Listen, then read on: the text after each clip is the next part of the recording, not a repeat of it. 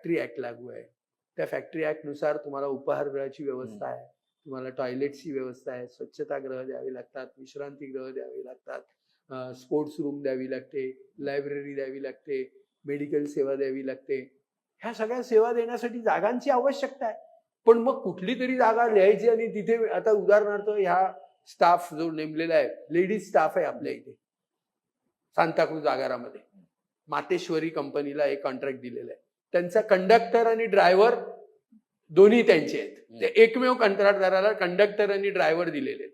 400 buses त्यांच्याकडे होत्या, आता त्या 600 वरती पडलेल्या आहेत. आता त्याच्यामध्ये महिला कंडक्टर्स त्यांनी नेमलेले आहेत.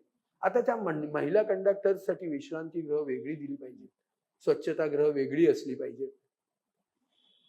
मग काय केलंय, कुठेतरी असं प्लायवूड मारून टाकलंय आणि त्याला तुमच्यासाठी हे असं नाही होत ना. मग त्याला जागा लागेल की नाही. मग ह्या ज्या जागा आहेत त्याचा वापर तुम्हाला करावा लागेल. तर जागा वरती डोळा जर कोणाचा असेल तर ते त्यांनी कदापि करता कामा नये. ह्या जागा बीएसटीनी विकत घेऊन मिळवलेल्या आहेत. भले मुंबई महापालिकेने त्याच्यावरती आरक्षण देऊन त्या बीएसटीकडे आल्यात आणि बीएसटीने त्याचे पैसे देऊन ते आपल्याकडे घेतलेले आहेत. हा एक शहराचा